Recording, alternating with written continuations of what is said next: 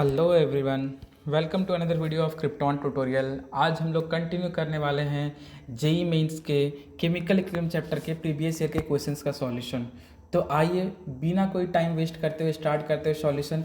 इस वीडियो में जो आपको सॉल्यूशन मिलेगा वो 2019 के क्वेश्चन से लेकर के 2014 तक के क्वेश्चंस के मिलेंगे, या उससे ज़्यादा भी मिल सकते हैं। जितने दूर तक अपन कर सकते हैं, देखते हैं आज करते हैं। ठीक है, तो आइए स्टार्ट करते हैं क्वेश्चन नंबर 7 से। इसके पहले जो क्वेश्चन नंबर 6 तक के सॉल्यूशन है ये मैं आपको ऑलरेडी लास्ट वीडियो में बता चुका हूँ।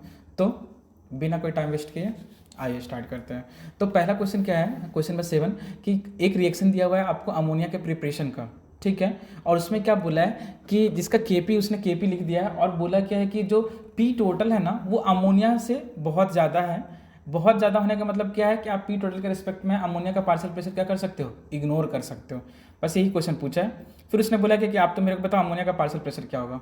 देखो, तो आप क्या करो, सबसे पहला चीज़ तो यहाँ पे रिएक्शन लिख दिया अपन ने, N2 + 3H2 is an equilibrium with 2 Haber's process है ये। ठीक है, हैवर्स प्रोसेस है। उसने क्या बोल दिया, इसका प्रेशर P अगर है तो स्टोइकियोमेट्रिक कोफिशिएंट के हिसाब से ये 3P होना चाहिए और ये कितना होना चाहिए, 2P होना चाहिए।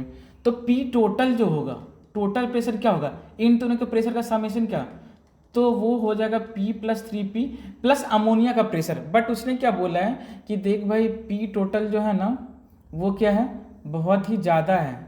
वो क्या है, बहुत P total much greater than P ammonia है। इसका मतलब अमोनिया के P टोटल में तुम अमोनिया के प्रेशर को इग्नोर मार सकते हो। ठीक है, तो हमने इग्नोर मार दिया, तो ये कितना हो गया 4P, 2P को इग्नोर मार दिया। ठीक है, तो यहाँ पर से इसको हमने P बराबर क्या लिख दिया, P टोटल डिवाइड बाय 4। ठीक है, अपने को अमोनिया का प्रिपरेशन लिखना है। अब इस रिएक्शन के लिए तुम क्या करो, सिंपल Kp वाला टर्म लिखो। Kp = क्या हो जाएगा, अमोनिया का प्रेशर का square divide by partial pressure of N2 into partial pressure of H2 का क्यूब। अमोनिया का पार्शियल प्रेशर कितना है 2P, 2P का क्या लगा दिया अपन ने स्क्वायर डिवाइड बाय N2 का प्रेशर कितना है P, और H2 का कितना है 3P, 3P का क्या लगेगा क्यूब लगेगा। क्यों, क्योंकि उसका स्टोइकियोमेट्रिक कोफिशिएंट 3 है। तो अपन ने यहाँ पे लिख दिया 4 × P² divide by P⁴ into 3² × 3। इसको ऐसा 3 है ना, तो उसको 3² × 3 लिख दिया। अब यहाँ से अपन ने ऐसा कर दिया क्या, P⁴ को जो है ना, ये P⁴ को अपन क्या लिख सकते हैं, P टोटल डिवाइड बाय 4 का, ये P जो है, ये यहाँ पर वाला P जो है, हाँ इसको अपन लिख सकते हैं क्या, P = P total divide by 4। ऊपर में अपन ने यहाँ पे निकाला था, तो अपन ने क्या कर दिया, यहाँ पर से ऐसा लिख दिया Kp = 4 × P अमोनिया का प्रेशर का square divide by P total by 4 का पावर 4 इंटू 3² × 3। तो यहाँ से पार्शियल प्रेशर ऑफ अमोनिया कितना हो जाएगा, partial pressure of ammonia = Kp, ये स्क्वायर है यहाँ पे, Kp into Pt⁴ into 3² × 3 divide by 4 × 4⁴ ऐसा। ठीक है, अब इसको अपन ने क्या कर लिया, डील कर लिया। इसका रूट ले लो एक बार, इसका क्या कर लो, रूट ले लो, तो सीधा का सीधा P की वैल्यू आ जाएगी। ठीक है, P की वैल्यू आ जाएगी। तो ये कितना हो जाएगा, पार्शियल प्रेशर ऑफ अमोनिया = देखो यहाँ पे सिंपल पावर मैच करते जाना, तो अपने आप आंसर आ जाएगा Kp⁴ 1/2, Kp⁴ 1/2 किसी में है, Kp⁴ 1/2 सब में दिया हुआ है, Kp⁴ 1/2 P टोटल का स्क्वायर, P टोटल का स्क्वायर भी सब में दिया हुआ है। 3 की पावर 1/, यहाँ पे देखना ये 3 का स्क्वायर है और ये कितना है 3 का, इसका रूट ले लेंगे तो कितना हो जाएगा 1/2 हो जाएगा। तो इसकी पावर कितना हो जाएगा 3/2, इसका कितना हो जाएगा, इसका 3² का रूट ले तो 3 और 3 का रूट ले तो 3 की पावर 1/2, तो 3 की पावर 3/2, 3 की पावर 3/2। ठीक है, 4 का रूट लिया तो 2 हो जाएगा, और 4² का रूट लेंगे तो 8 हो जाएगा। तो नीचे वाला टर्म कितना हो जाएगा अपने पास 16। तो अपने पास कौन सा ऑप्शन आ जाता है, बी नंबर वाला ऑप्शन। तो यहाँ पर से इस क्वेश्चन का आंसर क्या हो जाएगा, क्वेश्चन नंबर 7 का बी। ठीक है, बॉम्बे। नेक्स्ट क्वेश्चन पे आते हैं अपन। नेक्स्ट क्वेश्चन में क्या दिया हुआ है अपने पास, देखो नेक्स्ट क्वेश्चन में उसने दिया है कि 5.1 ग्राम NH4SH है, ठीक है, is introduced in 3 litre water. ऐसा दिया हुआ है क्या कि देखो भाई NH4SH जो होगा वो किस में डिसोसिएट होता है। क्वेश्चन नंबर 8 अपन बना रहे हैं, क्वेश्चन नंबर 8 बना रहे हैं, ठीक है। NH4SH जो होगा वो सॉलिड कंपोनेंट रहता है, वो क्या रहता है, सॉलिड कंपोनेंट रहता है। तो हमने इसको लिख दिया कि ये सॉलिड है। ये इक्विलिब्रियम पे किसके साथ है, किस में टूटता है, ये NH3 gas plus H2S gas में टूटता है। ये NH3 gas plus H2S gas में टूटता है। एक काम करो, सबसे पहले मोल निकाल लो NH4SH का। NH4SH का मोल कितना होगा, मोल्स ऑफ NH4SH हो जाएगा उसका मास 5.1 डिवाइड बाय इसका मोलर मास। मोलर मास कितना, 51, ठीक है। तो 0.1 हो जाएगा, 0.1 मोल हो गया, ठीक है। अब अपने को पता है क्या कि ये तो अपने को पता कंसंट्रेशन क्या हो जाएगा, कंसंट्रेशन होता है, कंसंट्रेशन देखो ये तो सॉलिड कंपोनेंट, इसको इससे कुछ लेना देना नहीं है। ये 30% डिसोसिएट हो रहा है तो अल्फा कितना हो जाएगा 0.03, 0.1 का 30% 0.03, तो ये कितना बनेगा 0.03, और ये भी कितना बनेगा 0.03, ठीक है। अब इसका ये तो मोल बना, इसका कंसंट्रेशन क्या कर दिया वॉल्यूम से, तो ये कंसंट्रेशन आ गया, कंसंट्रेशन ऑफ NH3, ठीक है, और ये concentration of moles upon volume, तो कंसंट्रेशन ऑफ H2S।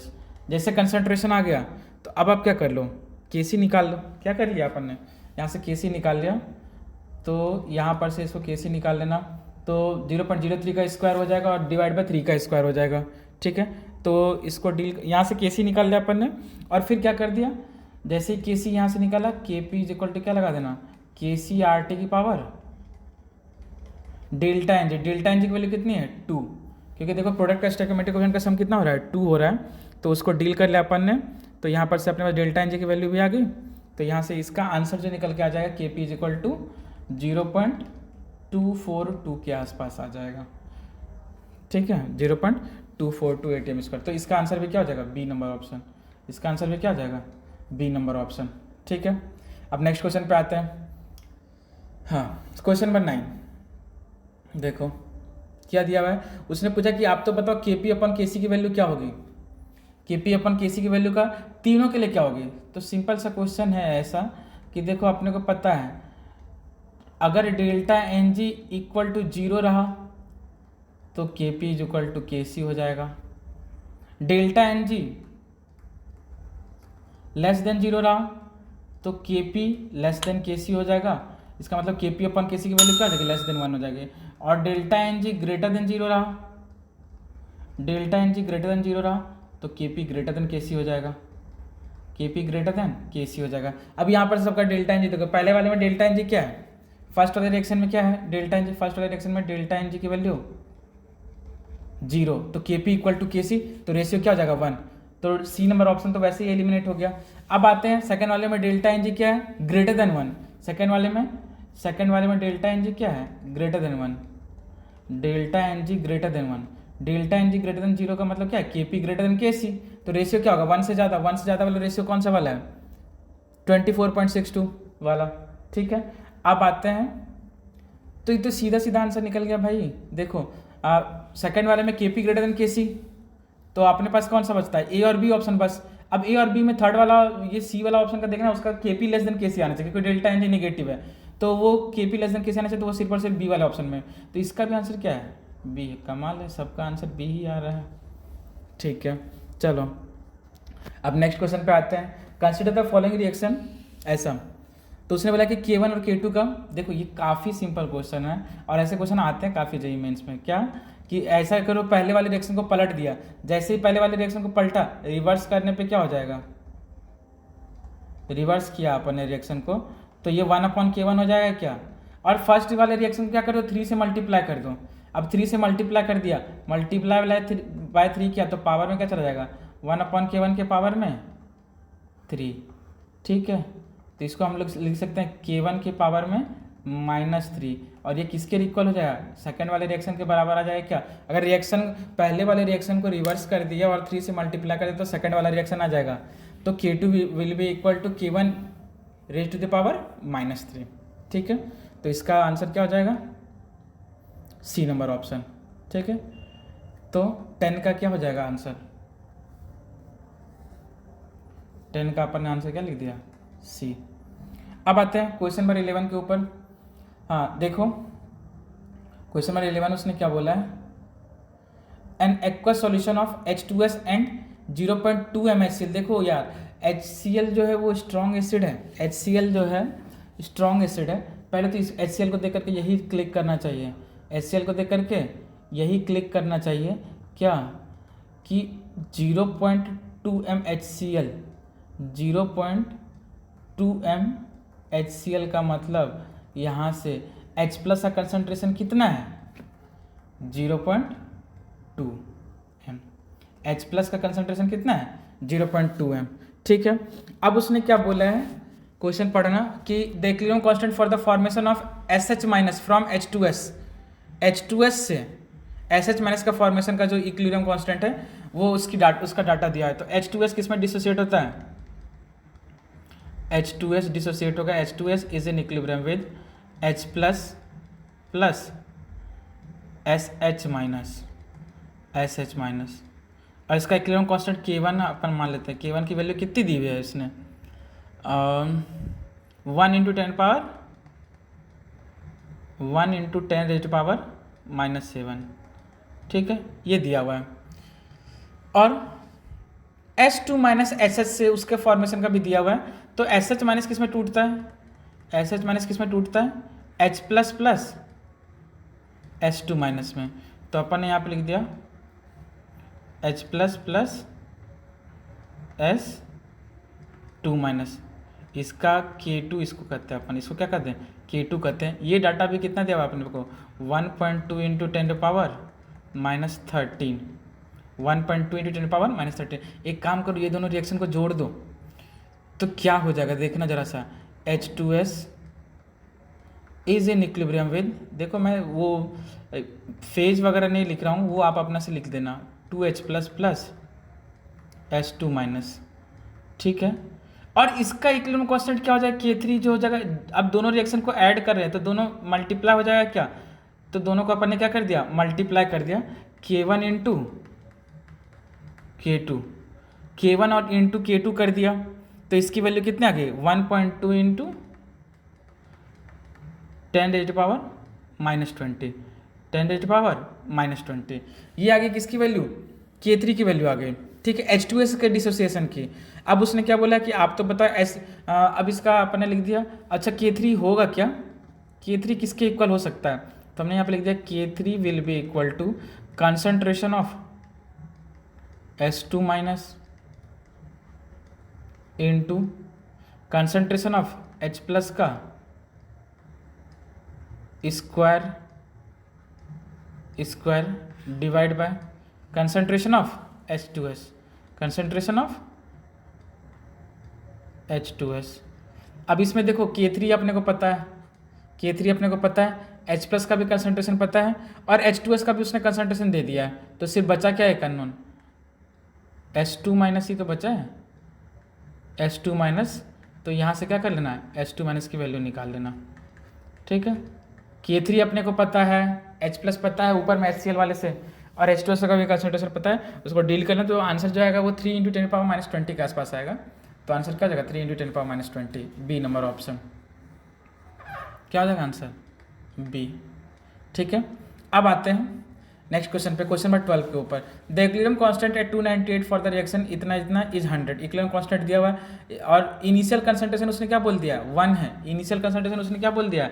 1 है। ठीक है भाई, तो सीधा सीधा अपन क्वेश्चन नंबर 12 ऐसे लिखते हैं कि सबसे पहले तो रिएक्शन लिख दो, सबसे पहले क्या कर दो, और जैसा ऐसा क्वेश्चन बोला है ना वैसा वैसा कर दो। A प्लस बी दिया हुआ है, ये अपने को प्रोडक्ट में क्या बना रहा है? C plus D. क्या बना रहा है? C plus D. इनिशियल कितना दिया हुआ है? उसने बोला कि इनिशियल कंसंट्रेशन हर एक का 1 1 है। तो ये भी 1 है, ये भी 1 है, ये भी 1 है, ये भी 1 है। ठीक है, तो अब यहाँ पे देखना ये कितना हो जाएगा? 1 - x इक्विलिब्रियम पे ये घटेगा कुछ, ये भी घटेगा, और ये क्या हो जाएगा? बढ़ जाएगा 1 + x। और ये भी कितना हो जाएगा 1 प्लस एक्स, 1 प्लस एक्स, दोनों 1 प्लस एक्स हो गए। तो अब अपन क्या लिख देंगे, के सी बराबर, के सी ही तो बोला है, तो इक्विलिब्रियम कांस्टेंट क्या हो जाएगा, C into D divide by A plus B, क्या तो 1 प्लस एक्स का square whole square divide by 1 minus X का होल स्क्वायर। इसको सॉल्व कर लेना। तो और इसकी वैल्यू कितनी दी है 100, 100 is equal to 1 plus X का होल स्क्वायर, सी और डी का कंसंट्रेशन डिवाइड बाय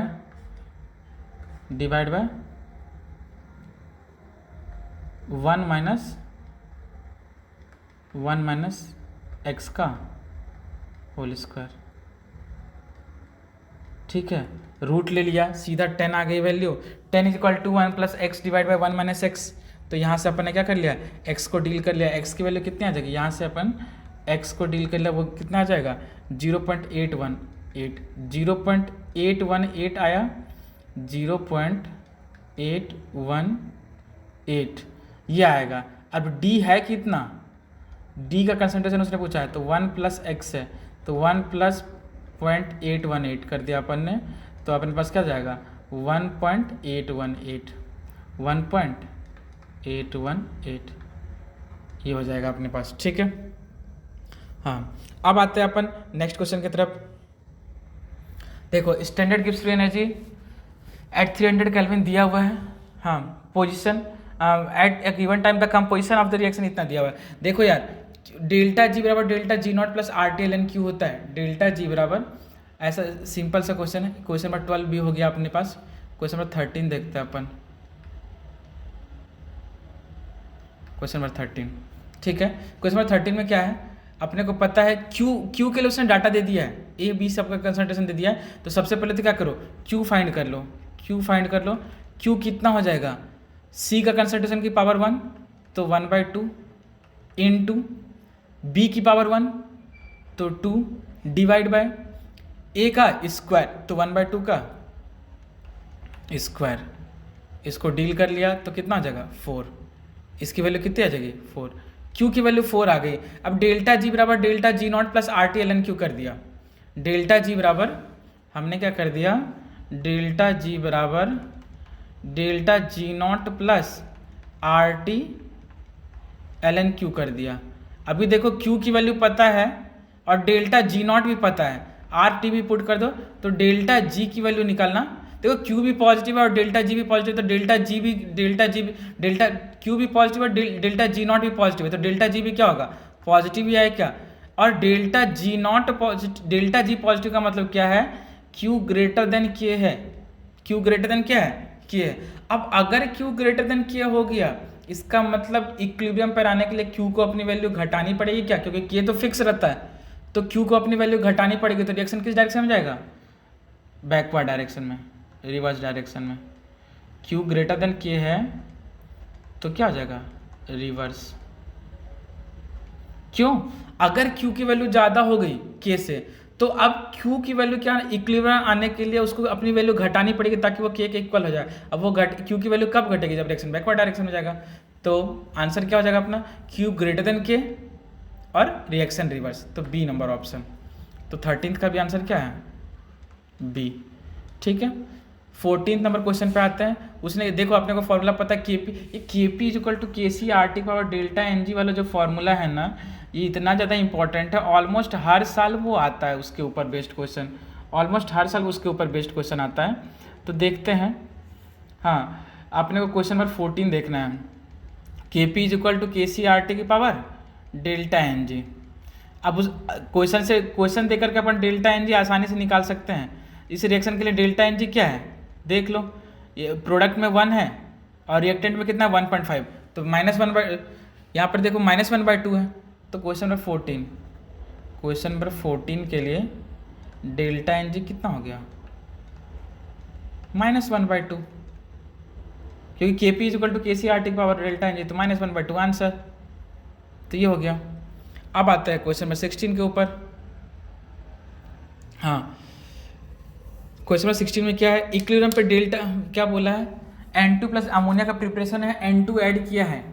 ठीक है, तो the equilibrium will shift to forward direction because according to second law of thermodynamics the entropy must increases in the direction of spontaneous reaction. ठीक है, ऐसा दिया हुआ है।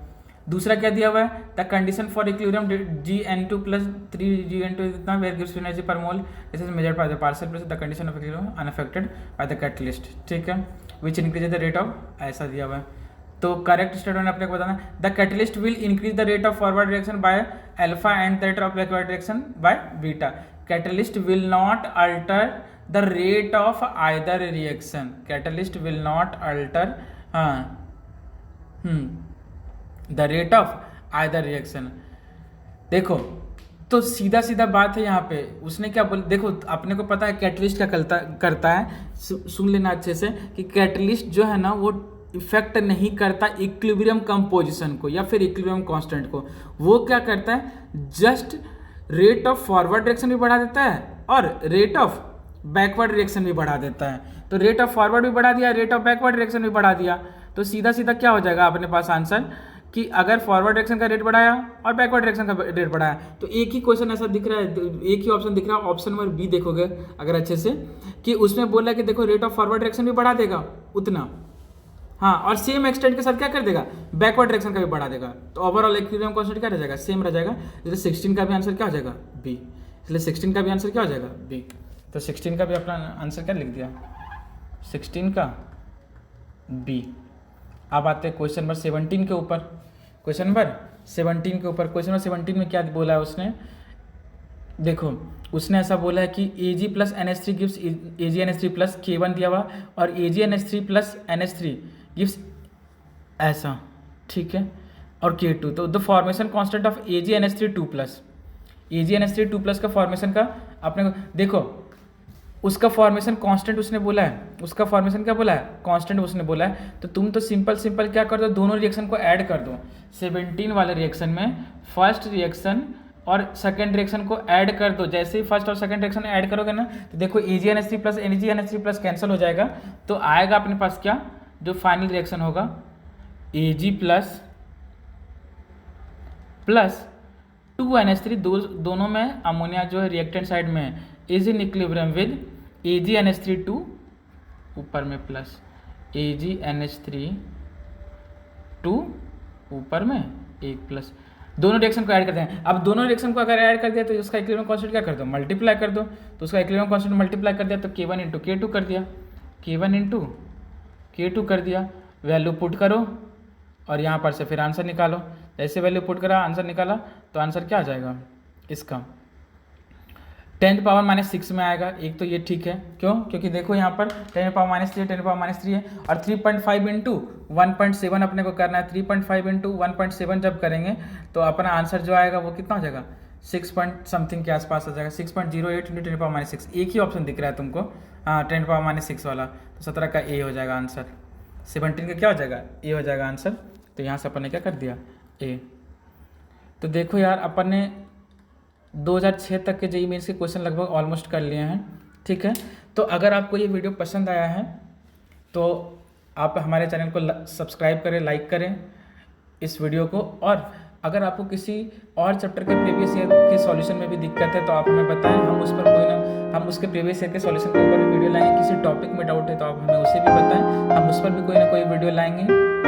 और जुड़े रहिए क्रिप्टॉन ट्यूटोरियल के साथ एक अच्छे क्वालिटी कंटेंट